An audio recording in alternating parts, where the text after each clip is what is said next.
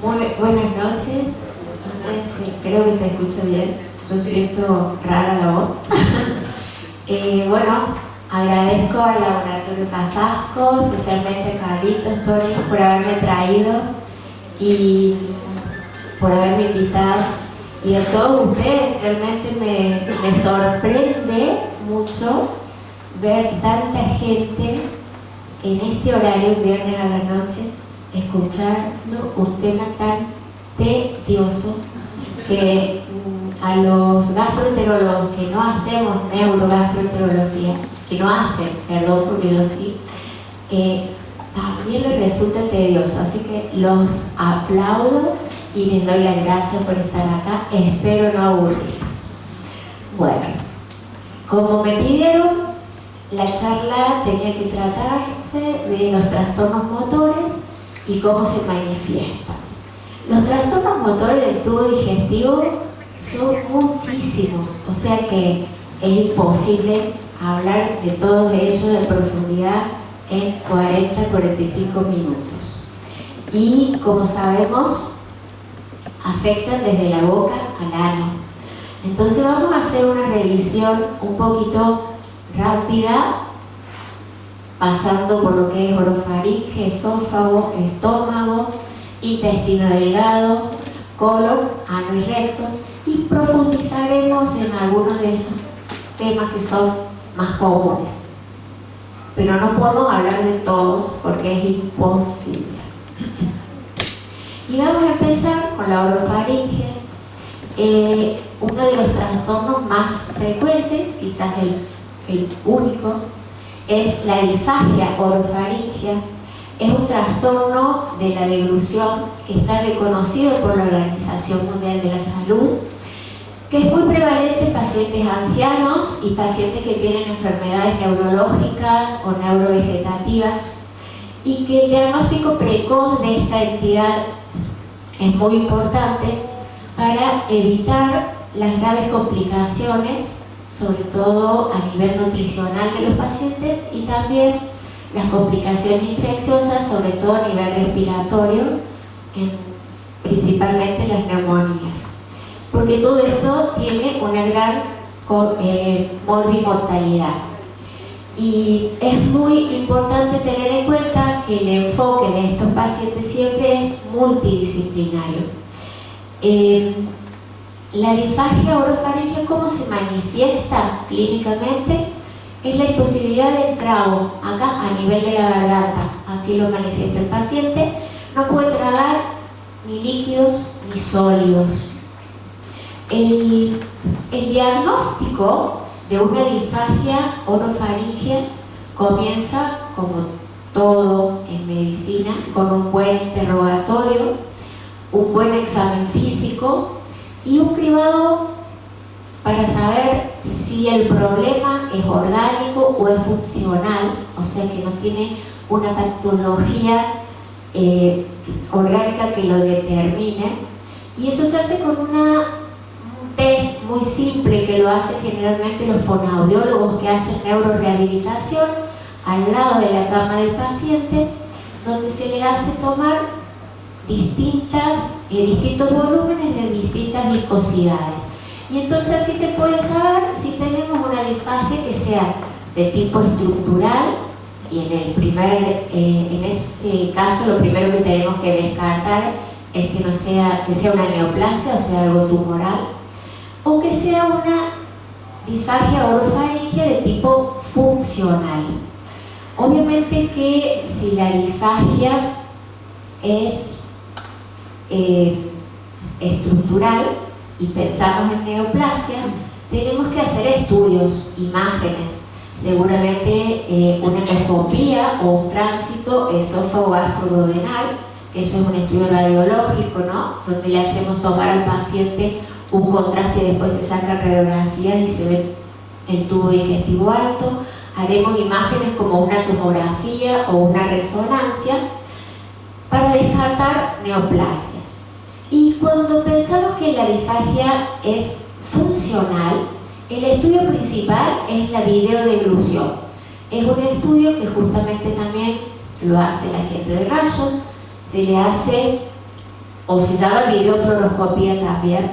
Se le hace tomar un trago de un contraste y se va como filmando el momento de la deglución. Ahí se puede evaluar justamente todo el mecanismo de deglución, cómo es el cierre epiglótico, cómo es el ascenso y descenso de la faringe, si se abre o se cierra el esfínter esofágico superior, si hay pasaje del líquido a la vía aérea. Eso es muy importante. Y obviamente una vez que uno puede saber en dónde está parado, de acuerdo a la etiología, se va a accionar en cuanto a la terapéutica.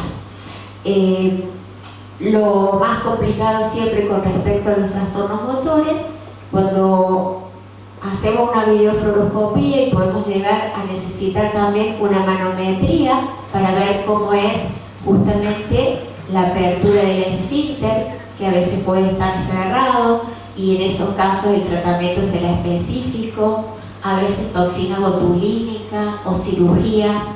Y si no hay ninguna lesión a nivel del esfínter y el problema está en la función y no hay pasaje a la vía aérea, bueno, ahí es tarea del fonoaudiólogo que hace neurorehabilitación para reeducar al paciente. En algunos casos muy graves se llega a hacer gastrotomía cuando no se logra mejorar o corregir la disfagia. Eso es en cuanto a la disfagia orofaringea. Yo les pido que por ahí puedo llegar a usar términos que no entiendan, me preguntan, me paran sin ningún problema. Lo mismo si se quieren levantar y comer y tomar algo, lo hacen, como en su casa. Vamos a hablar ahora algo de los trastornos motores del esófago. El gol estándar para estudiar los trastornos motores del esófago es la manometría de alta resolución.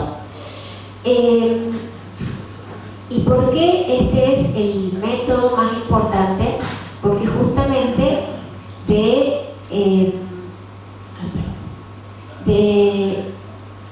esta manometría surge la clasificación de Chicago, que es una clasificación que se usa para el diagnóstico de los trastornos motores del esófago.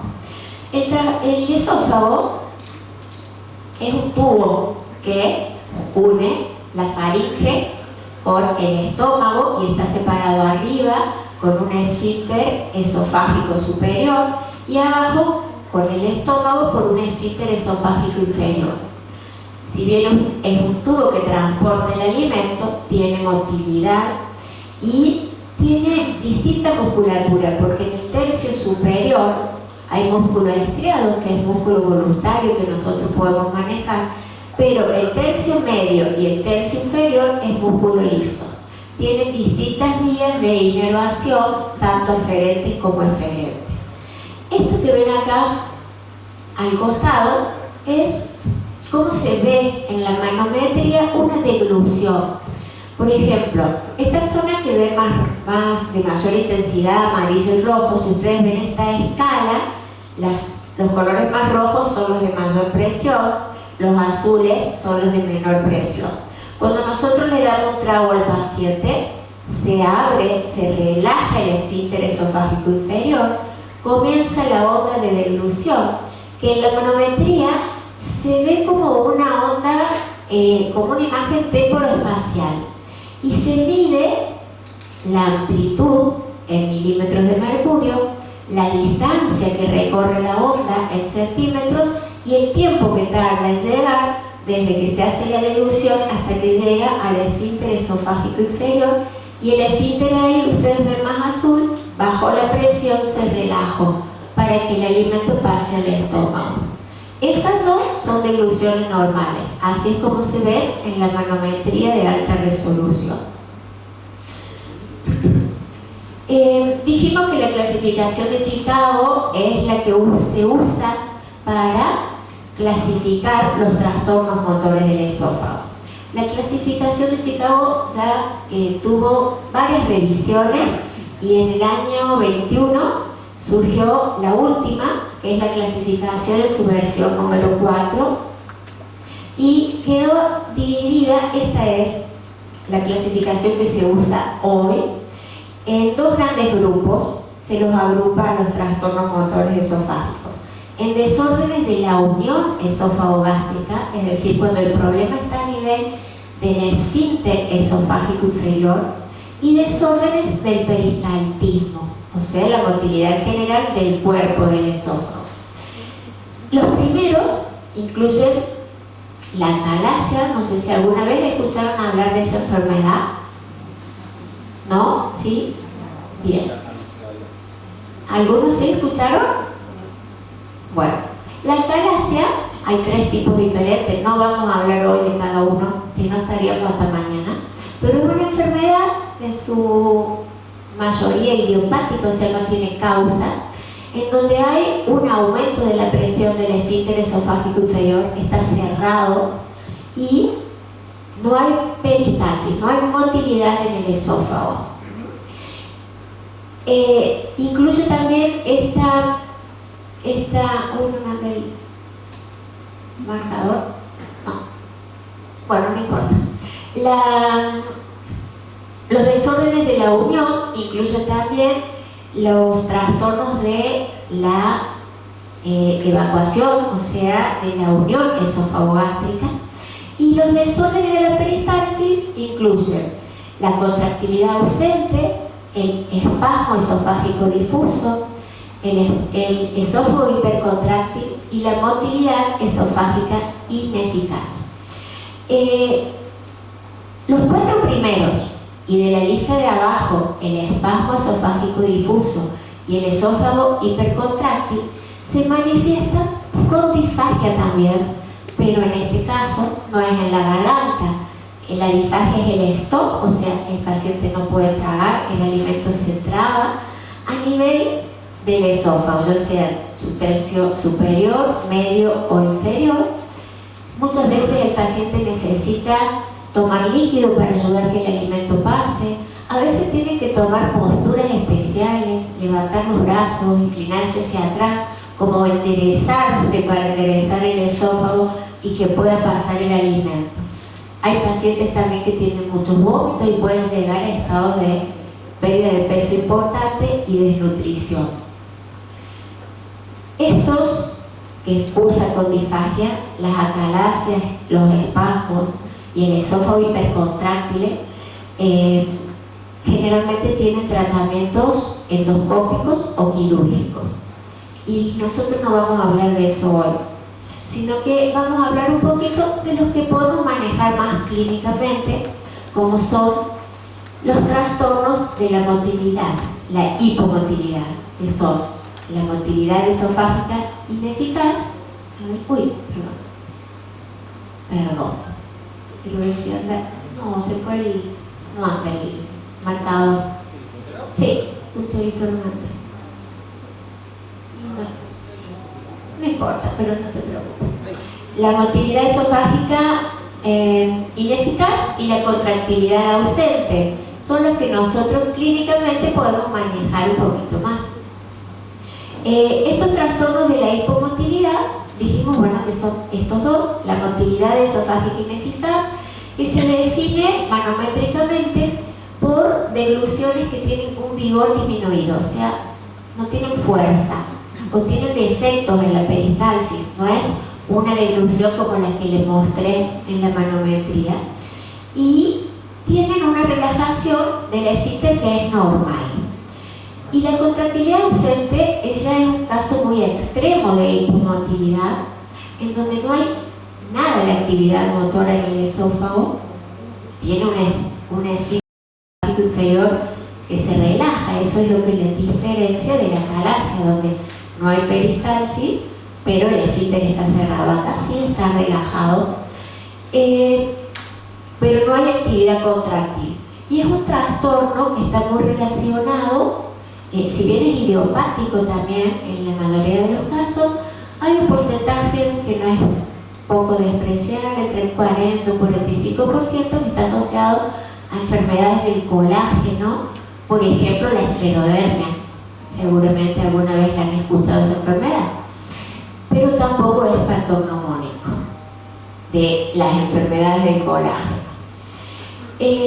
Los principales escenarios de relevancia clínica en estos trastornos de hipomotilidad son la disfagia y la enfermedad por reflujo gastroesofágico. La hipomotilidad, que genera una disminución del aclaramiento esofágico, o sea, el vaciado del esófago está disminuido, y esto representa un fenómeno fisiopatológico de la enfermedad por reflujo gastroesofágico. Más del 50% de los pacientes que tienen reflujo tienen motilidad esofágica, que es normal, pero se ha demostrado que aquellos que tienen reflujo y tienen una motilidad esofágica disminuida o una hipomotilidad son los pacientes que tienen mayor exposición ácida en el esófago, y eso los lleva o los predispone a tener mayores enfermedades esofágicas, ya sea erosiones o la enfermedad de Barrett. ¿Alguno de ustedes sabe lo que es el Barrett? ¿Han escuchado? ¿Sí? ¿Algunos sí? ¿Sí? Bueno. La enfermedad de Barrett es una, les cuento rápido, tampoco podemos hablar de eso todo el tiempo, porque son muchísimos datos que nos llevarían clase cada cosa que yo les digo. Pero el Barrett, así rápido como para que entiendan de qué se trata, es que los pacientes que tienen reflujo crónico, ese ácido que sube y que irrita el esófago, hace que las células se vayan haciendo, las células del esófago, cada vez más resistentes a ese ácido para defenderse, y van cambiando y se van transformando en células de tipo intestinal en el esófago. Eso no debería existir y es una condición que puede llegar a ser precancerosa, por eso tiene cuidados especiales y tratamiento especial. La disfagia en estos casos de hipomotilidad se ha visto más asociada a la ansiedad que puede tener el paciente o a estados de hipersensibilidad, o bien que han sido pacientes que han sido operados de reflujo pero no han sido bien estudiados y tenían un esófago que no tenía buena motilidad, y cuando le hicieron la cirugía antirreflujo y le cerraron demasiado el esfínter, pobrecito, lo condenaron a vivir con disfagia toda la vida. El tratamiento de estos trastornos de hipomotilidad, los pacientes sintomáticos no requieren tratamiento, pero los pacientes que tienen evidencia de enfermedad por reflujo sí deberán recibir tratamiento, y el tratamiento indicado son los inhibidores de la bomba de protones, también medidas higiénico-dietéticas y cirugía antirreflujo. Los inhibidores de la bomba de protones, sabemos, y usted mejor que yo, que hay un montón en el mercado, y que si bien pueden tener alguna diferencia farmacodinámica o farmacocinética, todos actúan igual y todos son beneficiosos. Puede ser que uno le cambie la medicación al paciente si presenta alguna reacción adversa, como la cefalea o la diarrea, pero en general todos tienen la misma función. Hay algunos estudios que han demostrado, que han comparado, por ejemplo, lansoprazol con esomeprazol, y demostraron que el esomeprazol era más beneficioso en el tratamiento del reflujo, pero en general todos funcionan. Las medidas higiénico-dietéticas, y esto capaz que les va a sorprender porque ustedes habrán escuchado muchas veces que los pacientes con reflujo hacen unas dietas tremendas y se les saca todo. No pueden tomar mate, no pueden tomar café, no pueden tomar cítrico, no pueden comer chocolate, no pueden comer menta. Nada de eso está comprobado científicamente que tenga que ser así. Obviamente que si a un paciente el tomar mate le da acidez, se lo suspendemos, pero si tomar mate no le da acidez, no hay que suspendérselo. Es más importante quizás tener en cuenta las medidas higiénicas, como son no acostarse inmediatamente después de comer, el paciente tiene que esperar 2 horas, elevar la cabecera de la cama, no sirve poner almohadas, sino que siempre hay que recomendarle poner un taco, por lo menos unos 10 o 15 centímetros en la pata de la cama del lado de la cabecera. Y una cosa que es muy importante, evitar el sobrepeso. porque el sobrepeso es el peor aliado del reflujo. Y bueno, en aquellos pacientes obviamente que el tratamiento médico no responde, la cirugía antirreflujo puede ser necesaria. Los agentes prokinéticos convencionales por vía oral, que existen como la metoclopramida y la domperidona, no han demostrado eficacia en la hipomotilidad ni mejoría en los síntomas. Algo de beneficio han demostrado algunos estudios con evidencia muy limitada con el prucalopride, que es un prokinético, o sea, un agonista de los receptores de la serotonina tipo 4 que aumentan la motilidad, pero no hay mucha evidencia. Vamos a hablar ahora un poquito. ¿Me quieren preguntar algo? Pregúntenme, interrúmpanme. Vamos a pasar al estómago, los trastornos motores del estómago, gástricos. Y bueno, después van a ver que hay un montón de síntomas y cosas que suceden en el estómago que no siempre son gastritis. Hay otras cosas que ocurren que pueden dar síntomas parecidos. El estómago, como todo el tubo digestivo, tiene motilidad propia. Hay un sistema nervioso entérico que se llama, que no depende del sistema nervioso central, pero hay a nivel del estómago, en esta parte, un marcapaso, como ocurre en el corazón, donde hay células que se llaman de Cajal, que son las que determinan la actividad contráctil y eléctrica del estómago, y a su actividad la podemos dividir en dos partes. Esta parte que es el techo o fundus, esta parte que es el cuerpo, la principal función es la de almacenar el alimento y generar un vaciado más lento hacia la parte distal del estómago, que es el antro.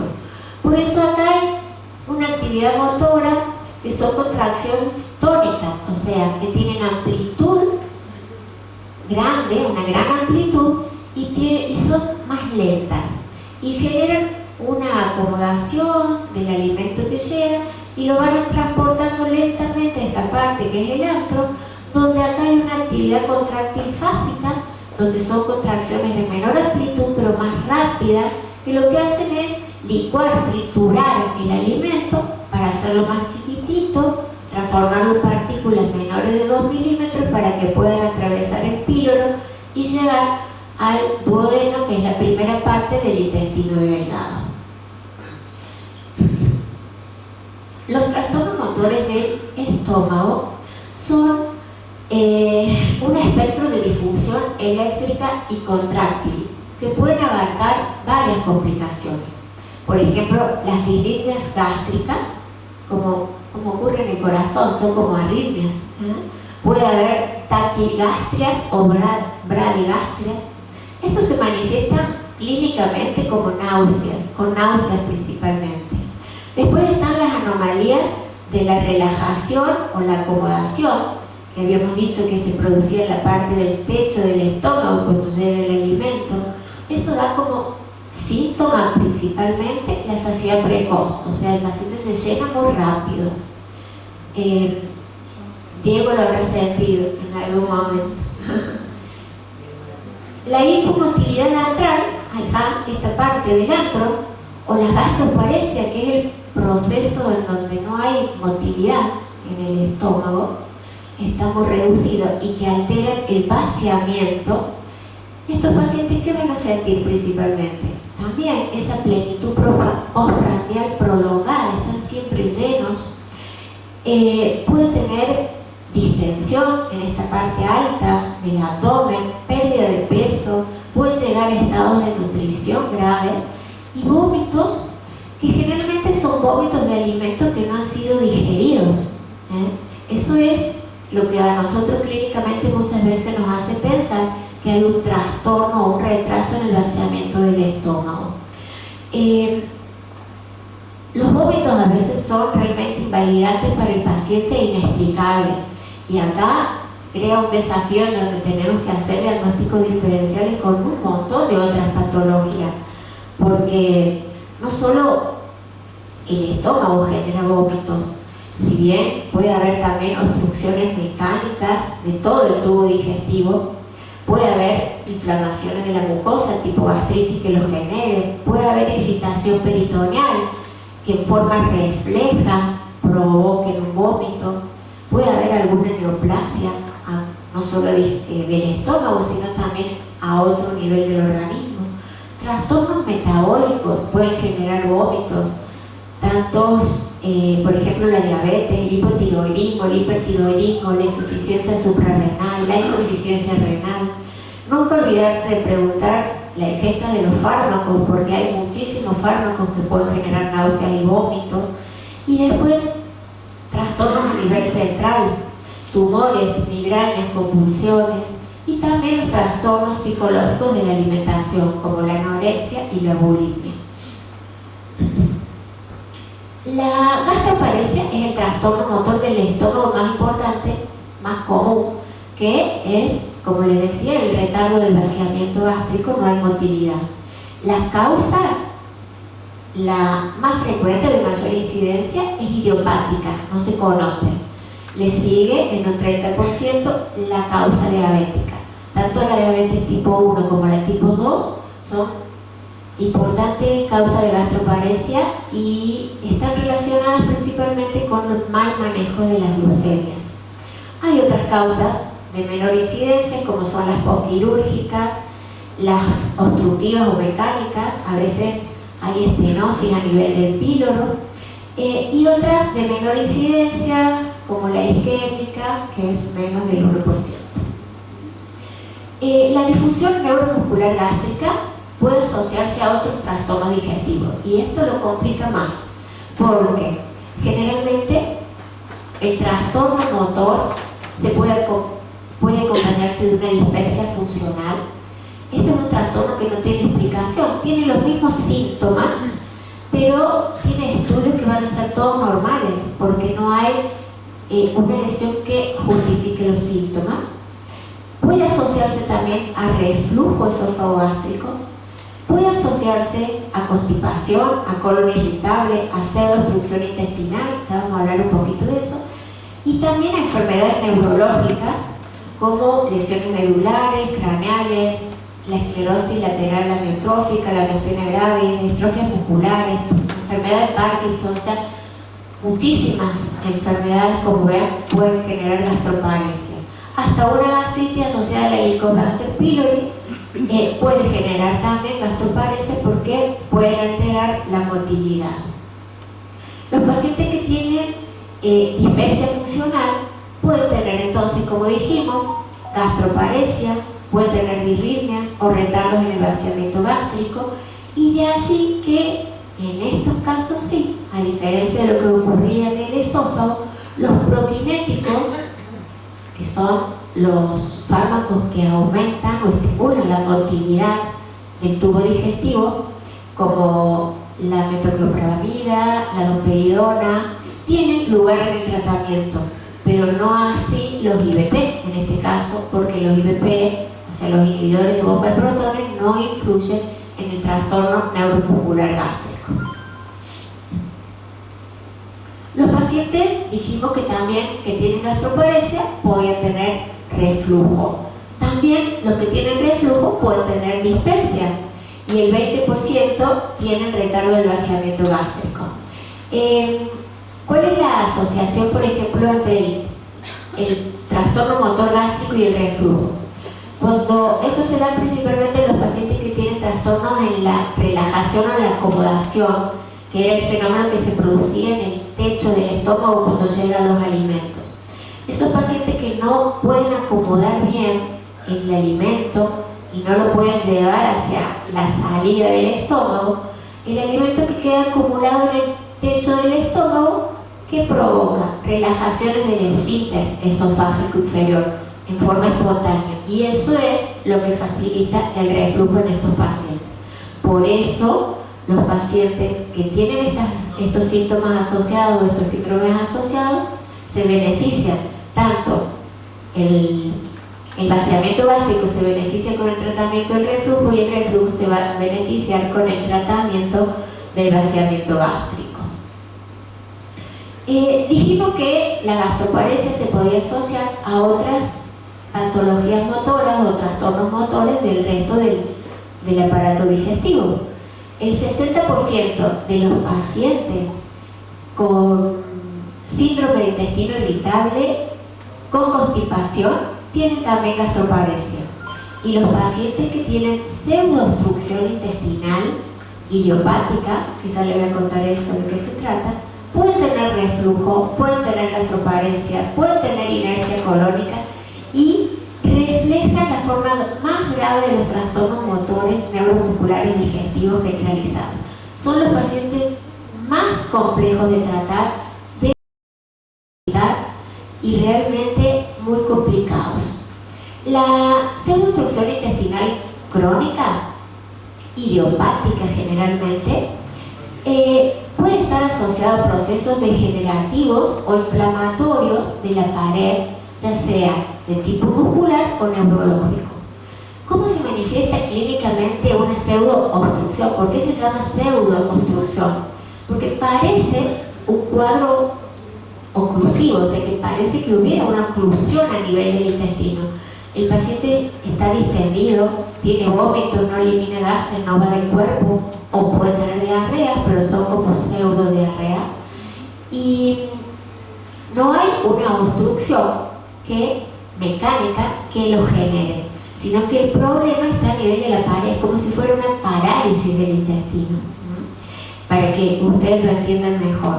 Y es porque puede haber una enfermedad, ya sea a nivel de la inervación de la pared del intestino o a nivel de la musculatura del intestino, que hace que el intestino no funcione. Estos pacientes son muy complicados de diagnosticar y de tratar. La pseudoobstrucción encima, que es secundaria, por ejemplo, una enfermedad muscular como la esclerodermia que afecta la pared del músculo liso, obviamente tienen una disminución de la motilidad del intestino, y eso a su vez que puede generar otro problema, el sobrecrecimiento de bacterias. Tenemos millones de bacterias en el intestino, y cuando el intestino no funciona porque está paralizado, hay sobrecrecimiento, y eso agrega otra complicación, ¿no? Porque los pacientes más se distienden, más diarrea pueden tener, y entonces se hace más complicado aún el tratamiento.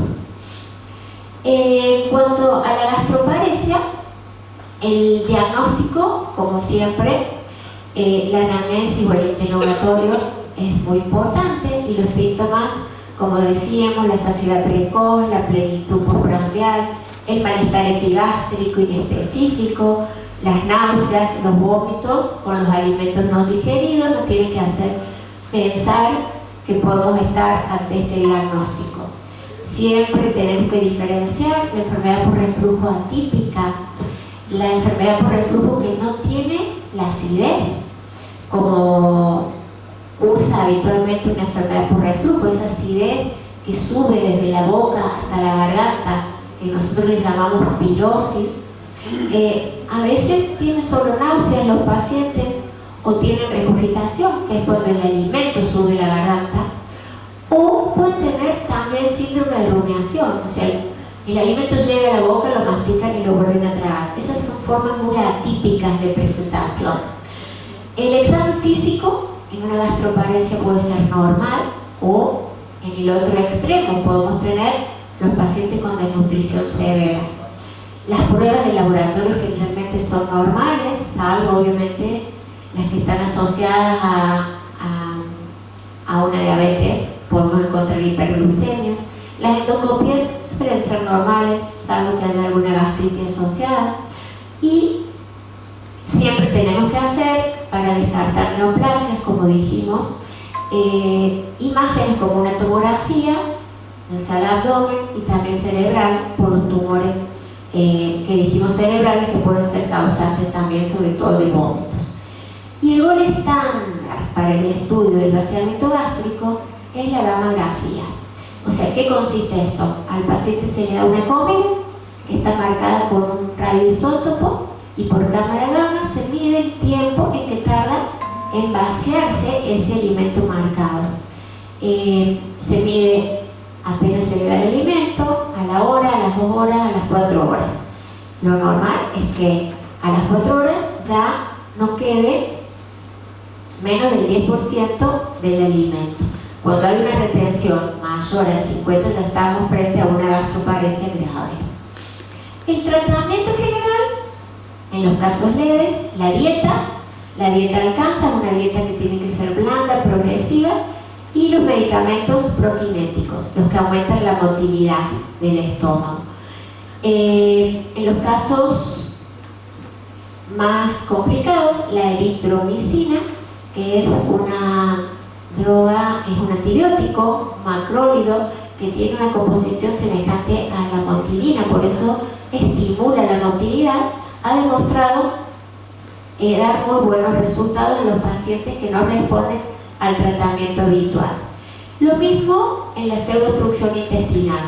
En los casos leves, la dieta y los prokinéticos pueden resolver el caso, pero en casos más graves, sobre todo pacientes desnutridos, pueden necesitar nutrición enteral, a veces por medio de sondas nasoenterales, o sea, nasoyeyunales, a veces es necesario hacer yeyunostomías, o nutrición parenteral cuando no se los puede alimentar por vía digestiva, y en algunos casos muy severos han llegado a recibir hasta trasplante de intestino delgado.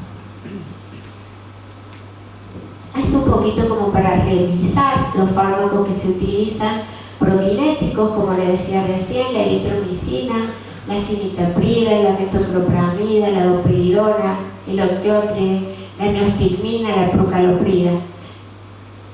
Cualquiera de ellos se pueden usar, algunos tienen más uso, como ven acá, en la gastroparesia, otros más en la pseudoobstrucción intestinal, pero en general los pacientes responden. La metoclopramida no se puede usar en forma crónica, tiene un paso, atraviesa la barrera hematoencefálica, por lo que puede dar muchos síntomas extrapiramidales, entonces no se puede dar más de 2 semanas. La neostigmina generalmente es una droga que se usa mucho en la terapia por los cuidados y las complicaciones cardiovasculares que puede generar, o sea que, pero bueno, en general responden a estos medicamentos, por suerte, los pacientes. Hasta ahora bien, ¿alguna pregunta? ¿Los estoy aburriendo demasiado? Perdón, buenas noches. ¿Cuándo tiene que hacer trasplante intestinal?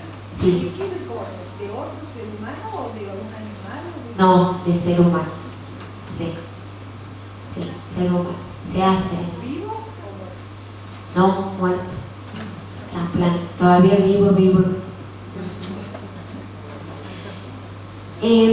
Bueno, vamos a pasar a los trastornos motores del colon, que ya faltan menos, para que no aburrirlos tanto. Capaz que esto es lo que más les guste. Lo más común, seguramente, lo que más han escuchado. ¿Sí? Sí. Si el paciente no tiene síntomas y el laboratorio da bien y todo eso, Sí. ¿qué otra cosa va a pensar que tiene un trastorno? La intención, La clínica, a vos te hace pensar en un trastorno digestivo motor, cuando vos descartaste, como decís vos, por laboratorio, imagen, tomografía, todo, y la clínica persiste porque tiene, dependiendo, ¿viste? Hablamos de varios. Si es en el esófago, la disfagia, si es en el estómago, la distensión, los vómitos, la saciedad precoz, y no encontramos una causa orgánica, y bueno, estamos frente a un trastorno en la motilidad en la pared del tubo digestivo, a cualquier nivel. Entonces, hay que estudiar un poco más.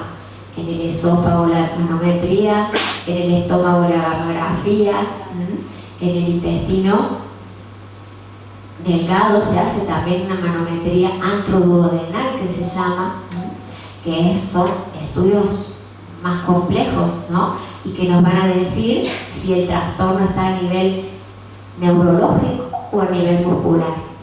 Y un poco de eso nos vamos a orientar. Pero el tratamiento en general es siempre el mismo, prokinéticos, tratando de mejorar la motilidad del intestino o del estómago.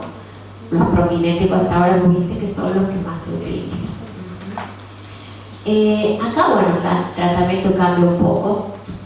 Y bueno, en cuanto a los trastornos motores del colon, tenemos en un extremo el dolor abdominal funcional, que cuando está asociado a cambios en la evacuación, ya sea diarrea o estreñimiento, vamos a estar hablando de lo que se llama un colon irritable. El diagnóstico de colon irritable se basa en los criterios de Roma.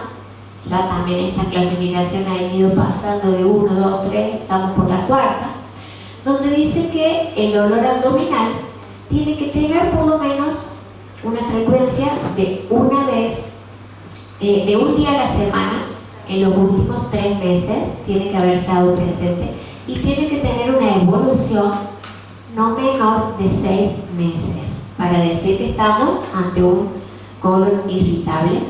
Y ese dolor tiene que estar asociado a algún trastorno, tiene que estar relacionado con la defecación, se tiene que asociar a algún cambio en la frecuencia y en la forma de las deposiciones.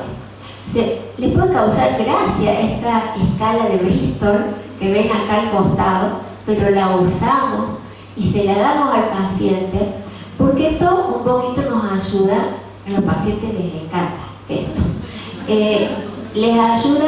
Nos ayuda a saber, de acuerdo al tipo que predomine, si estamos en un colon irritable con diarrea o un colon irritable con constipación. Por ejemplo, si en más del 25% de las veces que el paciente presenta deposiciones predomina la tipo 1, tipo 2 o la tipo 3, estamos en un colon irritable con constipación. Y si predomina más del 25% la tipo 6 o la 7, es un colon irritable con diarrea. Se considera que la tipo 4 y 5 son normales. ¿Cómo tratamos? Bueno, o sea, el colon irritable, para diferenciar de lo que es, porque no solo está el colon irritable, sino que también, para complicarnos más, está la diarrea funcional y la constipación funcional.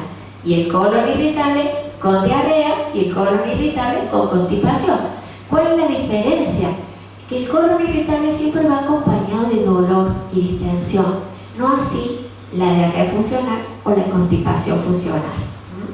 No tienen el dolor. ¿Cómo vamos a encarar el tratamiento? Y bueno, siempre uno trata de preguntarle al paciente cuál es el síntoma más dominante, o sea, cuál es lo que más le molesta. Si es la distensión, si es el dolor, si es la diarrea, si es la constipación. Y entonces vamos a empezar encarando por ese lado.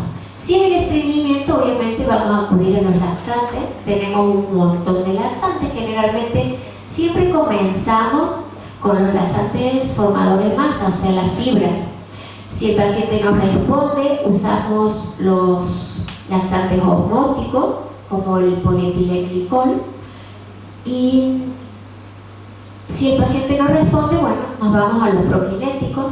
El prucalopride anda muy bien, es un agonista de los receptores, como dijimos antes, de la serotonina tipo 4, aumentan la motilidad del intestino, también aumentan la secreción de agua hacia la luz del intestino, entonces eso ablanda las heces. Tenemos otros secretagogos intestinales. La lubiprostol no existe, nosotros no la tenemos, pero sí tenemos este, que es el linaclotida, que también estimula la motilidad y la secreción de agua a la luz del intestino, y tiene una ventaja que también actúa a nivel de receptores nociceptivos, o sea que tiene efecto en el dolor. Anda muy bien, puede tener algunos efectos adversos al principio, pero se acomoda rápido. Cuando el dolor es el síntoma predominante, los espasmolíticos, que ya les voy a mostrar una lista, de los que más usamos, son los que vamos a usar, y si no responde ya tenemos que pasar a tratamientos neuromoduladores. Y si la diarrea predomina, se puede probar con la loperamida, la colestiramina, antagonistas de los receptores tipo 3, no tenemos más. Había uno que era el alocetrón, que se dejó de usar porque generaba colitis isquémicas. Y hay casos en los que los antibióticos como la rifaximina pueden dar muy buen resultado. Ustedes me van a preguntar cuándo usarla, y a veces uno empieza por un lado, empieza por uno, no anda, empieza por otro, no anda, empieza por otro, y es una prueba-error acá, porque no hay una regla. Aparte, a veces tenemos dos pacientes que tienen exactamente los mismos síntomas y a los dos le damos el mismo remedio, y a uno le hace re bien y al otro no le hace absolutamente nada. ¿Y de qué depende? Y capaz que ese paciente se beneficie con algún tratamiento más neuromodulador, porque viene por el lado de la hipersensibilidad o la hipervigilancia que el paciente tenga del síntoma, y eso es muy importante. Bueno, esto era un poquito que les iba a decir de los espasmolíticos. Tenemos un montón. El bromuro de pilonio, como para darle un nombre, el espasmopil, yo supongo que ustedes lo conocen mejor que yo a todo esto. El bromuro de pinaverio, la mebeverina, la trimebutina, el factor X de casasco, tiene simeticona, anda muy bien, sobre todo cuando hay dolor de distensión, y la buscapina. Cuando ninguno de estos fármacos espasmolíticos funciona, los neuromoduladores tenemos que pensar.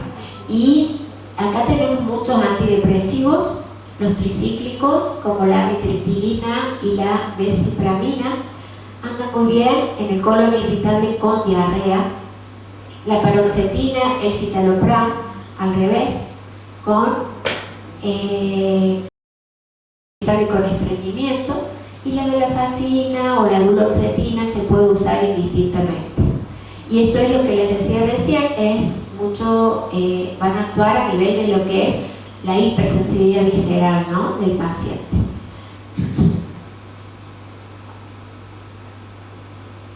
¿Alguna pregunta que me quieran hacer del colon irritable o de los trastornos? Sí. En el caso de los probióticos, ¿se puede usar? Ah, sí, eso me olvidé, lo tenía nombrado.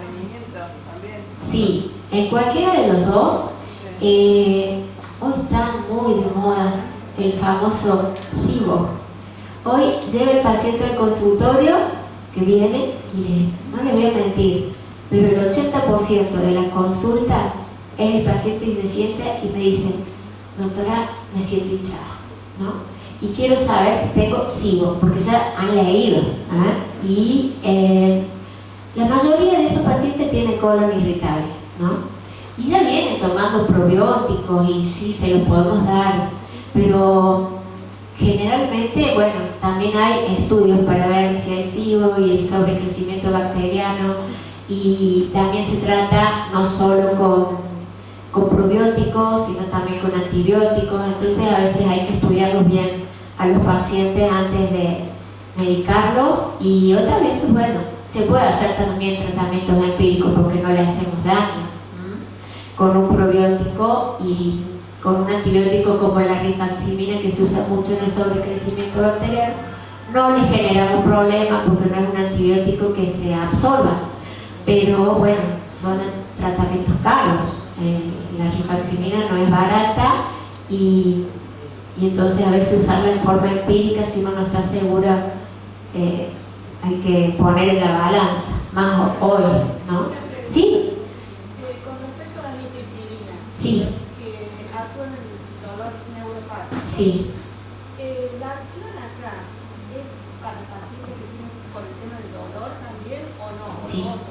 Sí, interviene el dolor y también la diarrea, porque tiene un mecanismo importante ahí, a ese nivel.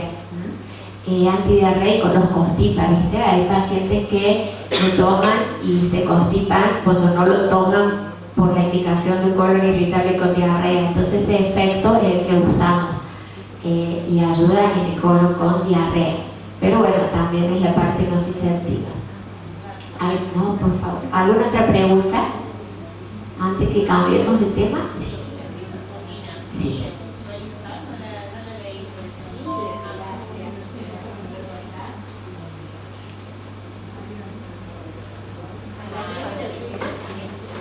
Ay, no sé, ahí está. La trimebutina la usamos un montón. Sí. No, sí. Y la usamos mucho. Ustedes me van a decir, ¿qué es mejor usar cuando el paciente tiene diarrea, tiene constipación? No. Hay pacientes que la trimebutina, que son constipados, le das trimebutina y evacúan bien. Y a otros le das trimebutina y los constipa más. O sea, por eso a veces es encontrar el fármaco justo para cada paciente. Y a veces no es el primero que le damos, porque es así.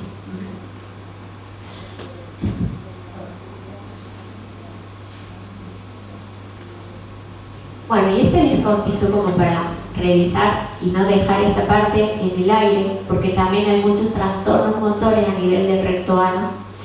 Y esto como para que recordemos cómo es en reposo el fenómeno de la incontinencia. Nosotros tenemos dos esfínteres anales, uno que es el esfínter anal interno, que es músculo liso, que no podemos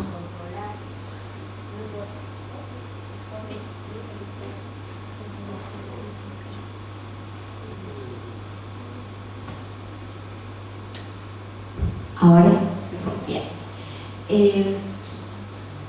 Un músculo liso que no podemos controlar es involuntario y el esfínter anal externo, que es músculo voluntario. Ese nosotros contraemos.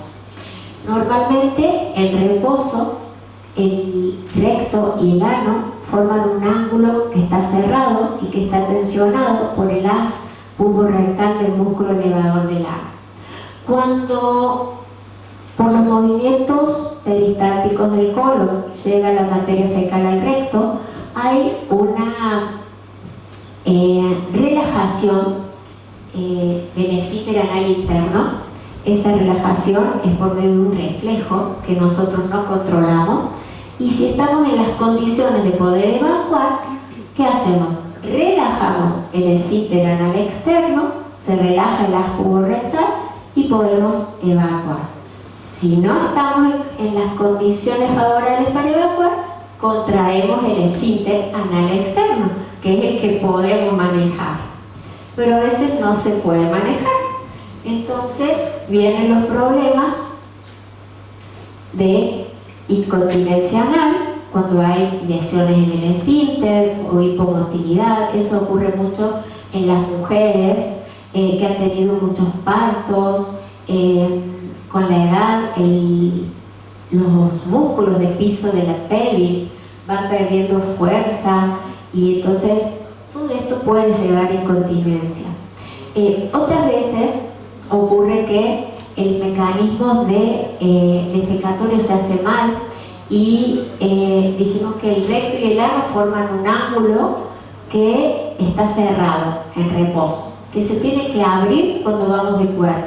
A veces hacemos mal el esfuerzo, en vez de abrirlo se cierra más.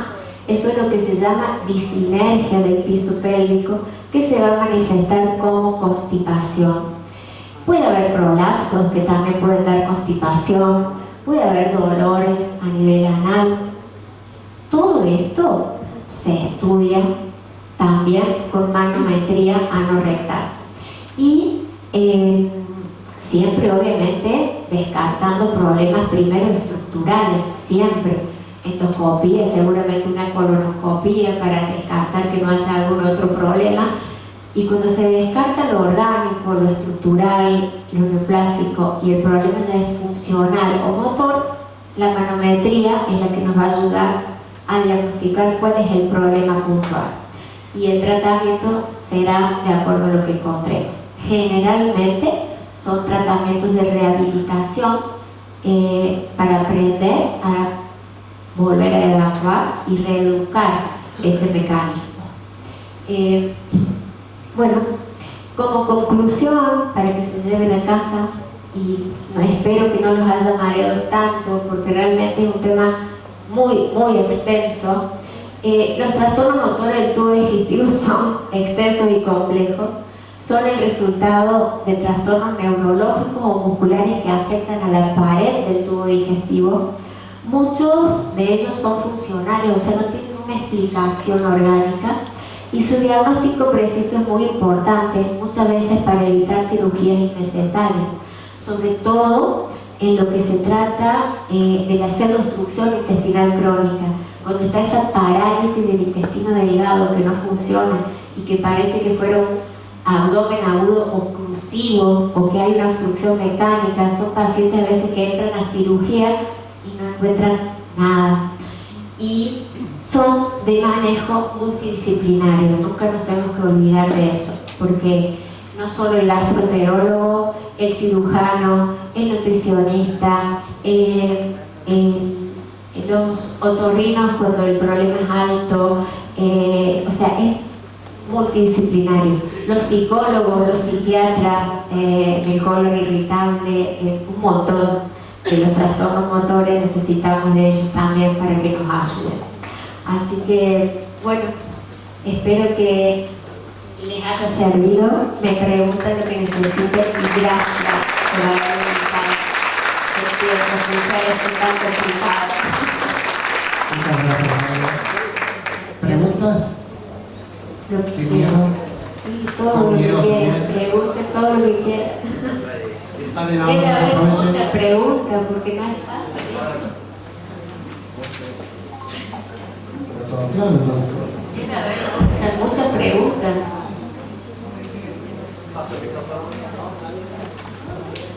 Bueno, llegan las cosas dulces. Tienen hambre, ojo ahora con la sociedad precoz. Para que escuchen lo que... ¿Qué hay de cierto con que los protectores gástricos, los omeprazol, pantoprazol, influyen en cierta forma en los problemas óseos? Porque algunos médicos no siguen dando tanto con tratamientos prolongados porque traen problemas óseos con el tiempo. Traen muchos problemas, o sea, los inhibidores de la bomba se creen que son fármacos muy seguros, pero no son muy seguros. O sea, hay muchos estudios todavía de eso. La evidencia todavía no está tan arraigada como para decir que está contraindicado dar un inhibidor de gas de bomba de protones en una paciente, por ejemplo, con osteoporosis. No está contraindicado.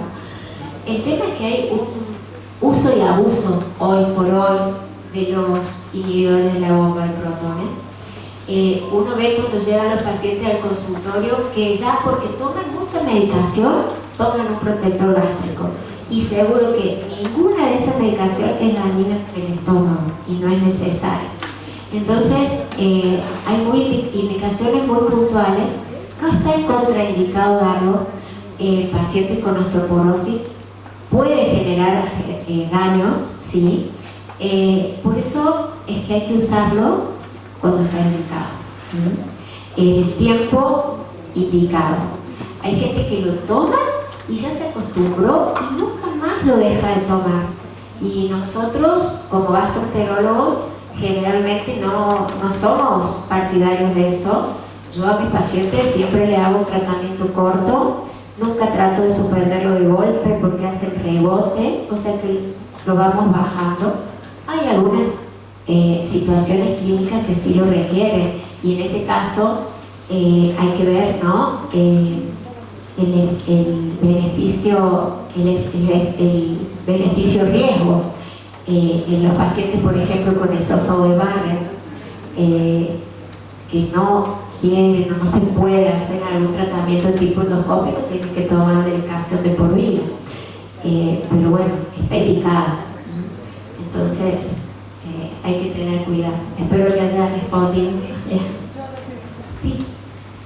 En pacientes con problemas neurológicos, que la mayoría tiene problemas de estreñimiento, Sí. ¿se produce la absorción de la medicación en el intestino? Sí. Porque Te cuento, la absorción a nivel la absorción del alimento, me decís vos. No, de la medicación, porque necesitan Sí. ya el medicamento o empiezan a aumentar las dosis, Sí, porque sí, y aunque estén constipados. claro, que tienen la mayoría tiene problemas de constipación. Sí. La absorción se realiza a nivel del intestino delgado. O sea que el problema principal de los pacientes neurológicos está en el colon. No hay ningún inconveniente.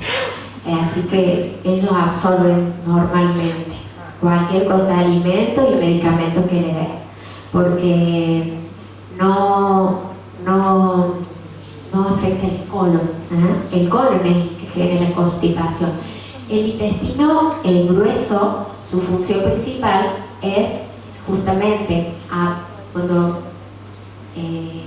absorbe agua de lo que es el contenido intraluminal y forma las heces. Ese es el que generalmente genera las diarreas o las constipaciones. O sea, la diarrea también puede ser causada por intestino delgado, no quiero que te quedes con esa idea, pero la absorción se produce a nivel del intestino delgado y ahí no hay constipación. ¿Alguna otra pregunta?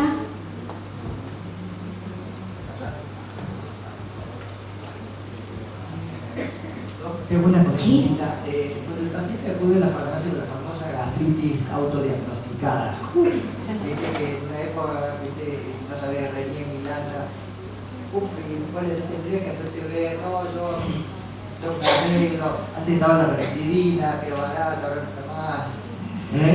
¿Qué le decimos? ¿Qué se le puede ofrecer para no complicarlo? Bueno, que se lleve algo.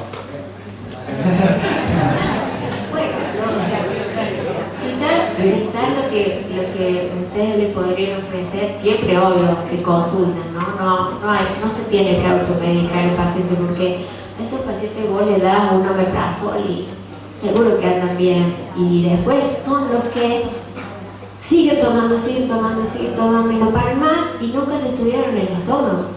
Entonces a lo mejor algo que no sea tan fuerte y que a lo mejor no les haga tan bien y entonces tengan que ir al médico, les voy a dar una famotidina o un Tauralese, o un antiácido, una milanta, le puedes dar, ¿sí? Pero siempre aconsejar que consulten porque no son fármacos totalmente beneficiosos, o sea, si bien tienen muchos efectos beneficiosos y se usa tanto y se ha hecho tanto abuso de un uso, realmente se complica la cuestión.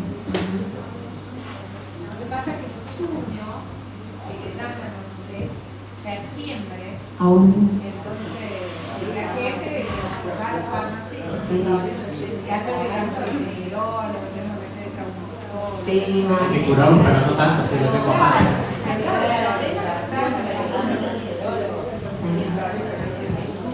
Más, sí, obvio, pero véndale una caja chiquita y que concurra. Sí, obvio.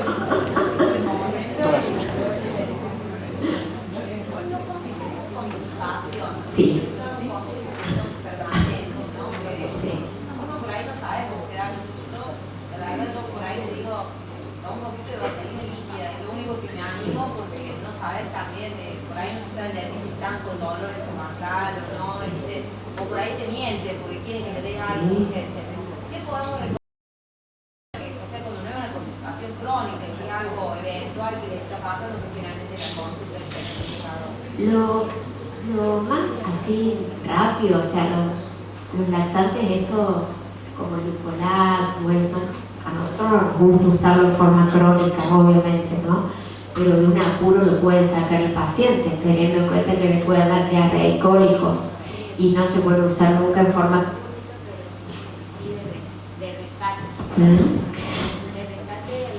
sí, el lactulón es algo que puedes usar, que los puede ayudar y no les va a generar tanta molestia. Las fibras, bueno, son más ya para una constipación más crónica. Pero el Lactulón sería una buena opción si vos lo querés sacar así rápido del problema. Sí. Acá hago una pregunta.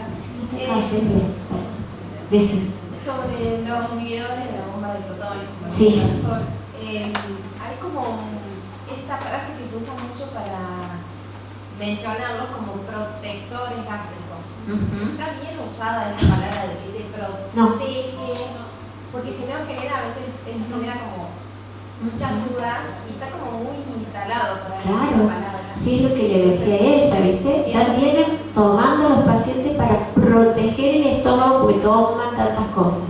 No, inhiben el ácido, no protegen de otro medicamento. O sea, obviamente que si vos se lo das con un paciente que tiene una UCI y que está tomando antiinflamatorios, que sabemos que ese paciente puede tener más riesgo, a él sí le vas a dar, porque por eso tiene sus indicaciones precisas.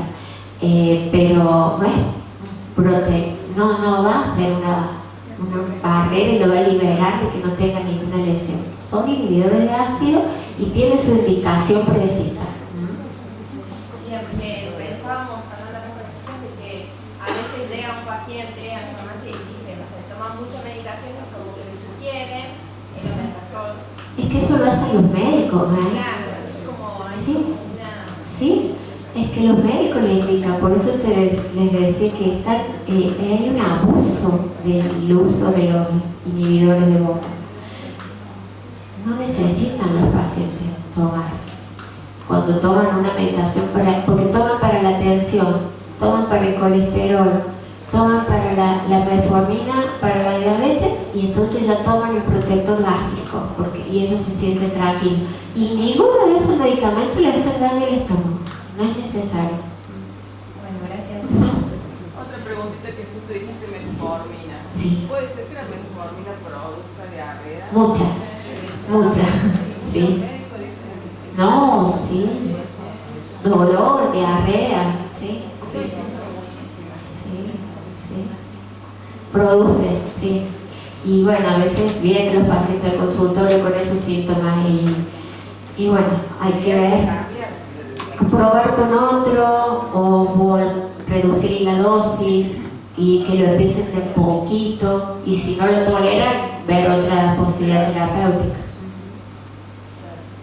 O uno también le puede dar algún espasmolítico para contrarrestar los síntomas, algunos andan bien, responden. ¿Alguien más? ¿Se cierra? Sí. Bueno, nuevamente gracias, Claudia.